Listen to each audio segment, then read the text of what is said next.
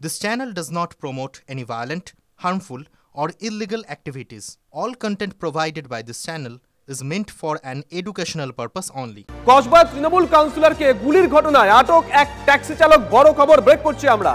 কসবায় তৃণমূল কাউন্সিলরকে গুলির ঘটনায় আটক একজন ট্যাক্সি চালক। ওই ট্যাক্সি চালক হামলাকারীদের নিয়ে একাধিকবার ওই রাস্তা দিয়ে ঘুরে বেড়াচ্ছে, এমনটাই পুলিশ সূত্রে খবর। বৈশালী থেকে আনা হয়েছিল তিনজনকে। বৃহস্পতিবার কলকাতায় আসে ওই তিনজন। প্রথমে কলকাতা বন্দরের দুটি জায়গায়, পরে ইএম বাইপাসের ধারে হামলাকারীদের থাকার ব্যবস্থা করা হয়, এমনটাই পুলিশ সূত্রে খবর। গত কয়েকদিন ধরে এলাকায় রেইকি করে অভিযুক্তরা। ট্যাক্সি চালককে আটক করে জিজ্ঞাসাবাদ করছে পুলিশ। ধৃত হামলাকারীর মুখে মোহাম্মদ ইকবালের নাম, তবে এই নাম ভুয়ো বলেই অনুমান করছেন পুলিশের আধিকারিকরা। গতকাল সন্ধ্যায় ট্যাক্সি করে তিনজনকে নিয়ে আসা হয় কসবায়। স্থানীয় এক যুবকের স্কুটারে পাঠানো হয় যুবরাজ সিংকে। যুবরাজের বাকি দুই সঙ্গী ওই এলাকাতেই ছিল তখন। যুবরাজের হাতে তুলে দেওয়া হয় আগ্নেয়াস্ত্র, দেখানো হয় সুশান্ত ঘোষের ছবি। 2,500 টাকা অ্যাডভান্স দিয়ে শুধু ভয় দেখাতে বলা হয় তৃণমূল কাউন্সিলরকে। ভয় দেখানোর পর বাকি কাজ তারাই করবে, নির্দেশ দেওয়া হয়েছিল ধৃত যুবরাজ সিংকে। খবর পুলিশ সূত্রে।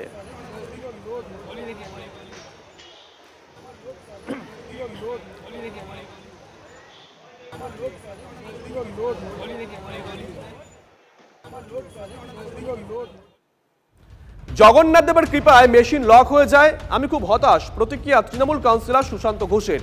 তার দাবি, পরিবার আতঙ্কে রয়েছে, ভাবতে পারছি না বাড়ির নিচে এইরকম একটা ঘটনা ঘটবে। নিরাপত্তা দেওয়ার দায়িত্ব পুলিশের। আগেও জানিয়েছি নেতৃত্বকে, কসবায় রাজনীতি অন্য খাতে বইছে, রাজনীতিতে দুর্বৃত্তায়ন ঠিক নয়, দাবি সুশান্ত ঘোষের। কারণ তো ইনভেস্টিগেশন করবে পুলিশ। পয়েন্ট ব্ল্যাঙ্ক রেঞ্জ থেকে গুলি করার চেষ্টা করেছে। জগন্নাথ দেবের কৃপায় মেশিন লক হয়ে যায়, সেটা বেরোয়নি। অঞ্চলের নিরাপত্তা দেওয়ার দায়িত্ব রাজনীতিবিদদের নয়, সেটা পুলিশ প্রশাসন দেবে। এখন থেকে আমাদেরও কসাস থাকতে হবে, আমাদেরও নিজস্ব নিরাপত্তার দায়িত্ব নিজেদের তুলে নিতে হবে। হতাশাটা আমার আরও বেশি লাগছে আজকে, যে আমি ভাবতে পারছি না যে আমার নিজের পাড়ায়, নিজের বাড়ির তলায় আমাকে এই জিনিস ফেস করতে হবে। জেলা সভাপতির কাছে আমি অসংখ্যবার বলেছি যে কসবার রাজনীতি অন্য খাতে বইছে। আমি জানি না এর সঙ্গে রাজনীতির কোনো যোগ আছে কি না, কিন্তু রাজনীতিতে দুর্বৃত্তায়নটা আমার মনে হয় ঠিক নয়। আমি অনেকবারই জানিয়েছিলাম, আমার মনে হয় এখান থেকে সরে যাওয়াটা বেটার এবং মানুষের জন্য রাজনীতি করা উচিত। এদিকে সুশান্ত ঘোষের ওপর হামলা নিয়ে বিস্ফোরক ফিরহাদ হাকিম। বাংলায় ইউপির কালচার চালাতে দেব না, পুলিশের ভূমিকা ক্ষোভ মেয়রের। মুখ্যমন্ত্রীর কথা মেনে কাজ করতে হবে পুলিশকে, বেআইনি অস্ত্র বাজেয়াপ্ত করতে হবে, কড়া প্রতিক্রিয়া ফিরহাদ হাকিমের। জনপ্রতিনিধি ও সাধারণ মানুষ সবাই এক, আমাদের প্রত্যেকের জনগণের দাম আছে। সেখানে এইসব ক্রিমিনাল অ্যাটাক চলবে না, ব্যারাকপুরেও চলবে না, এখানেও চলবে না। অ্যারেস্ট করতে হবে, দৃষ্টান্তমূলক শাস্তি দিতে হবে, খুঁজে বার করতে হবে ক্রিমিনালকে আর তার পেছনে কি আছে। বাংলায় আমরা ইউপির কালচার চালাতে দেবো না। বাংলার সংস্কৃতি এটা বলে না। এখানে আর্মস ঢোকা মানে ক্যালাসনেস হচ্ছে। বাংলায় যদি আপনাকে পুলিশের কাজ করতে হয়, বাংলার মুখ্যমন্ত্রীর আদেশ মানতে হবে, সব আর্মস সিজ করতে হবে। ক্রিমিনাল থাকবে না বাংলায়, সংস্কৃতি থাকবে বাংলায়।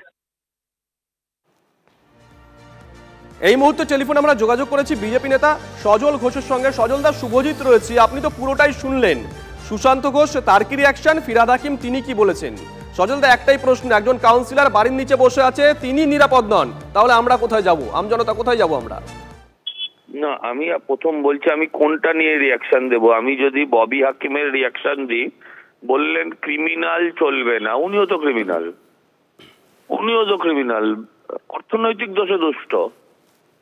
হ্যাঁ, উনি একজন ক্রিমিনাল বলছেন ক্রিমিনালিজম চলবে না, বলছে মুখ্যমন্ত্রীর নির্দেশ মেনে চলতে হবে। মুখ্যমন্ত্রীর নির্দেশ মেনেই সমস্ত ক্রিমিনালরা চলে, তাই তো উনি গিয়ে আসামি ছাড়িয়ে আনেন, কখনো বলেন আমি গুন্ডা কন্ট্রোল করি। মুখ্যমন্ত্রীর নির্দেশেই তো যত খুন জখম রাহাজানি সব তার নির্দেশেই হচ্ছে। ফোঁস করতে বলেন উনি, সেইভাবেই তো ফোঁস করছে। দেখুন, ব্যাপারটা হচ্ছে এই লড়াইটা কাদের সঙ্গে কাদের, এটা আমরা দীর্ঘদিন জানি।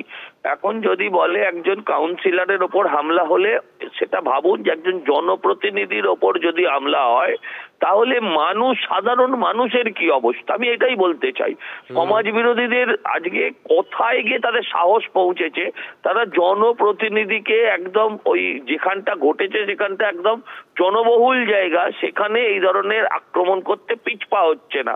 এবং সবচেয়ে মজার বিষয় হচ্ছে বারবার এই ঘটনা কিন্তু উনি বিভিন্ন সময় বিভিন্ন ঘটনায় জড়িয়ে পড়েছেন, কিন্তু এই যে গুলি কাটছেন, গুলি খেয়েও বলছেন যে নিজের নিরাপত্তা নিজেকে নিতে হবে। পুলিশেরও যেমন দায় চাকরিটা করতে হবে, এদেরও ততটা দায় যে চাকরিটা ওদের দলের মধ্যে ওদের করতে হবে, চাকর ভিত্তিটা করতে হবে, তো খাবে কি? একবারও বলতে পারলো না যে সমস্ত ক্রিমিনালরা করেছে তারা আসলে কারা। ও সব জানে, কিন্তু সে সাহস নেই, কারণ ওকে এত লাখ জুতো খেয়ে গুলি না খাওয়া অব্দি ওকে ওই দলই করতে হবে। এর আগে আমরা দেখেছি অনুপম দত্ত, এর আগে আমরা দেখেছি তপন কান্দু, আমরা দেখেছি, আবার এটাও দেখেছি যে সেই অনুপম দত্তের স্ত্রী পরের দিন আবার সেই দলের হয়ে দাঁড়িয়ে পড়েছেন। অদ্ভুত কালচার। ধন্যবাদ সজলদা। শতরূপ ঘোষ সিপিআইএম নেতা এই মুহূর্তে আমাদের সঙ্গে রয়েছেন। শতরূপ, শুভজিৎ রয়েছি। শতরূপ, একজন কাউন্সিলর বাড়ির নিচে বসে আছেন, তিনি নিরাপদ নন, আমরা আমজনতা কোথায় যাব? ওই কাউন্সিলর অবশ্য বলছেন তিনি নাকি তার দলকে জানিয়েছেন যে কসবার রাজনীতিতে দুর্বৃত্তায়ন হয়েছে। শতরূপ, দেখুন, গতকালের যে ঘটনা আমরা সবাই দেখেছি এবং আপনারা জানেন যে বিশেষ করে 107 নম্বর ওয়ার্ডে সুশান্ত ঘোষের সঙ্গে জাভেদ খানের মারামারিতে বারবার করে ওখানে বোমাবাজির ঘটনা ঘটেছে, কয়েকদিন আগে হয়ে গেল, বারবার করে গুলি চলেছে। গতকাল কাউন্সিলরকে সরাসরি উদ্দেশ্য করে গুলি চালানোর চেষ্টা হয়েছে, সেই কারণে এটাকে নিয়ে বড় খবর হচ্ছে, বড় হইচই হচ্ছে। কিন্তু এইটা 107 নম্বর ওয়ার্ড রাজডাঙ্গা অঞ্চল, যেটা কিনা মানে এত শান্তিপূর্ণ একটা অঞ্চল ছিল, এবং কলকাতা এখন ওখানে ওই অ্যাক্রোপলিস মল থেকে শুরু করে বিভিন্ন কিছুর ফলে এত মানুষ এখানে এখন নতুন করে বসবাস করতে আসছেন। কলকাতার একটা উন্নত এলাকা বলে যেটাকে এখন দেখা হয়, সেই এলাকাটায় এই ধরনের দুর্বৃত্ত চাষ এবং সুশান্ত ঘোষকে দেখলে সত্যি করুণা হয়। একটা লোক মার খায় তবু মুক্তি একবার বলতে পারে না ওকে কে মারলো। 2-3 বছর আগেকার ঘটনা, আপনারা হয়তো অনেকে জানেন, অনেকে জানেন না। এই সুশান্ত ঘোষকে তৃণমূলের মিটিং এ ঢুকে জাভেদ খানের লোকেরা মেরে হাসপাতালে ভর্তি করে দিয়েছিল। হাসপাতালে ভর্তি ছিল সুশান্ত ঘোষ জাভেদ খানের লোকেদের কাছে মার খেয়ে, তবু মুখ ফুটে একবার বলতে পারেনি যে আমাকে অমুক মেরেছে। এরা লোককে মারে, সাধারণ মানুষকে মারে, মানুষ এদের ভয়ে মুখ খুলতে পারে না। তারপরে এরা নিজেরা নিজের দলের হাতে মার খায়, নিজেরা নিজের দলের কর্মীদের হাতে এমনকি গুলি খাওয়ার উপক্রম হয়, তবু মুখ ফুটে তার নামটা আবার এরা মুখে আনতে পারে না। মানে এরা এমন একটা কতগুলো টাকা পয়সা ইনকাম করতে গিয়ে এমন একটা দাসত্ব চুক্তিতে বন্দী হয়ে গেছে। কিন্তু যেটা মানে বিরক্তির জায়গা সেটা হচ্ছে এদের কি গোলাগুলি খুনোখুনির ফলে একজন সাধারণ মানুষ যিনি তার পরিবারকে নিয়ে শান্তিতে বসবাস করতে চান, তার বাড়ির চৌকাটটা এখন গুন্ডামির জায়গা হয়ে গেছে। তার লোকের ঘরের সামনে, এই যে সুশান্ত ঘোষের বাড়ির সামনে গুলি চালানো চেষ্টা হয়েছে, ওটা তো একা ওর বাড়ি নয়, ওখানে তো আরো 5টা ভদ্রলোকেরও বাড়ি। তারা কি দোষটা করেছে যে তাদের বাড়ির সামনে গুলি চলবে, তাদের বাড়ির সামনে বোম পড়বে? তাদের অপরাধটা কি? ধন্যবাদ শতরূপ। এই মুহূর্তে আমাদের সঙ্গে রয়েছেন টেলিফোনে কংগ্রেস মুখপাত্র সৌম্য আইচরা। সৌম্যদা, শুভজিৎ রয়েছি। সৌম্যদা, আপনি তো পুরো ঘটনাটা নিশ্চয়ই শুনেছেন। আজকে বাড়ির নিচে বসে আছেন একজন কাউন্সিলর, তিনি নিরাপদ নন, তাহলে আমরা আমজনতা কোথায় যাব? বাংলার ওই মানে দার্জিলিং থেকে শুরু করে কাকদ্বীপ পর্যন্ত সবাই কেউ নিরাপদ নয়। অপরাধীদের স্বর্গরাজ্যে রূপান্তরিত হয়েছে, অপরাধীদের মরুদ্যান। অপরাধীরা মনে করছে যা খুশি করতে পারি, প্রশাসন বলে কিছু নেই। তৃণমূলের কাউন্সিলর তাকে গুলি করতে যাচ্ছে, মানে কোনো কারণে বেঁচে গেছেন, উপরওয়ালার বিরাট আশীর্বাদ। আর এমএলএ মার খাচ্ছে, এই পশ্চিমবাংলা এমএলএ খুন হয়ে যাচ্ছে, পুলিশ মন্ত্রী চোখ। এই রাজ্যের সাধারণ মানুষের কপালে বিশ্ব বাংলার ব লেখা আছে। এই তো দেখছেন কি অবস্থা, সাধারণ মানুষ, ওই গুলিটা তো কালকে সাধারণ মানুষের গায়ে লাগতে পারত, একটা সুশান্ত বাবু কালকে মারা যেতে পারতেন। আমার প্রশ্ন হচ্ছে পুলিশ কি করছে? পুলিশ কি হাঁটু গেড়ে আত্মসমর্পণ করেছে অপরাধীদের কাছে? এই সমস্ত অপরাধীদের বাইরে থেকে ডেকে নিয়ে আসা হচ্ছে, নেমন্তন্ন করা হচ্ছে, পেছনে কারা আছে খুঁজে বার করতে হবে।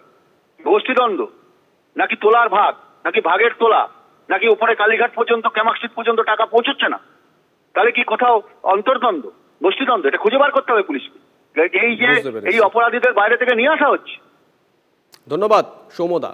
দিলীপ ঘোষ, তিনি এ সম্পর্কে কি বলেছেন শুনুন। একদিন ভাবেননি কেন? ভালো কামাই হচ্ছিল, ভালোই চলছিল, গুন্ডা পুষেছেন, খালি আমাদের গুলি মারবে, গুলি তো ওদের দিকেও মারবে। আজকে দেখুন তালিবানকে কাজে লাগিয়ে পাকিস্তান ভারতের বিরুদ্ধে লাগাচ্ছিল, আজ তালিবান ওদের বিরুদ্ধে, সেনাদের খুঁজে খুঁজে মারছে, বম ফাটাচ্ছে।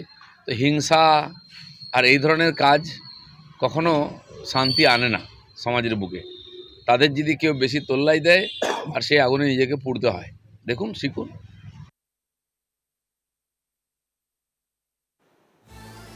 কসবায় কাউন্সিলরকে গুলি করে খুনের চেষ্টার পিছনে কি কোনো বড় মাথা? তৃণমূল কাউন্সিলর সুশান্ত ঘোষের দাবি ঘিরে শোরগোল। পিছনে বড় মাথা না থাকলে এই ঘটনা সম্ভব নয় দাবি সুশান্তর। 107 নম্বর ওয়ার্ডের কাউন্সিলর লিপিকা মান্নার সঙ্গে দ্বন্দ্বের জেরে ঘটনা নয় বলেও জানিয়েছেন তিনি। যদিও কসবার রাজনৈতিক পরিস্থিতি বদল হয়েছে বলে দাবি করেছেন সুশান্ত। দলকে জানিয়েও কাজ হয়নি বলে অভিযোগ তার। লিপিকা মান্নারও দাবি এই ঘটনার পিছনে অন্য কেউ থাকতে পারে, তাদের মধ্যে দ্বন্দ্বের জেরে এই ঘটনা নয়। রাজনীতিতে দুর্বৃত্তায়ন কসবা এলাকায়, এটা কি ভয়ঙ্কর না? ভয়ঙ্কর, ভয়ঙ্কর বটে, এবং এটা তো আগামী দিনের জন্য একটা বাজে জায়গায় যাচ্ছে। আমাদের কখনো ভাবতে হয়নি যে রাজনীতি করতে গিয়ে ক্রিমিনালকে সঙ্গে নিয়ে চলতে হবে। গত কয়েক বছরে কসবার যেমন ক্যারেক্টার চেঞ্জ হচ্ছে, যত আধুনিক হচ্ছে, কসমোপলিটন হচ্ছে অঞ্চল, এখানে অবাঙালির সংখ্যা প্রচুর বাড়ছে। কোনো একটা মানুষ তার নিজের ব্যক্তিগত প্রতিহিংসা চরিতার্থ করবার জন্য এটা ঘটিয়েছে, এবং এখন অবধি যতদূর যা শোনা গেছে যে বিহার থেকে সুপারি কিলারকে দিয়ে কাজটা করানো হয়েছে। এখানকার কেউ নিশ্চয়ই আছে, বিহারের তো আর সঙ্গে কোনো সরাসরি রাজনৈতিক যোগাযোগ আমার নেই, এখানকার কেউ নিশ্চয়ই যোগাযোগ আছে। এটা কি দলের? মনে হয় না, আমার মনে হয় না। এই বড় মাথার কথা বলছেন, কোনো বড় মাথা যুক্ত হতে পারে। বড় মাথা না হলে কেনই বা সুপারি কিলার নিয়োগ করবে, কেনই বা পয়সা দিয়ে কিলার ভাড়া করবে? না, গোষ্ঠীদ্বন্দ্ব কিসের জন্য হবে? আমরা তো তৃণমূল কংগ্রেস করি, মমতা বন্দ্যোপাধ্যায়, অভিষেক বন্দ্যোপাধ্যায় আদর্শের নীতিতে আমরা মেনে চলবো। আমরা দুজনেই এক পার্টি করি, এক দল করি। আমার সঙ্গে স্বরূপদার সঙ্গে কোনো রকম মুখোমুখি কেউ দেখেছে কোনো গোষ্ঠীদ্বন্দ্ব? কোনো গোষ্ঠীদ্বন্দ্ব নেই। এসব কথাগুলো বাজে কথা। কিছু বললাম না, নিজেরা নিজেদের ব্যবসার জন্য, নিজেদের কাজের জন্য, নিজেদের আমাকে পিছনে রেখে কাজ করবে বলে তারা যদি সেগুলো মনে করে আমাদের দুজনকে ইউজ করতে চায়, তাহলে সেটা ভুল ধারণা।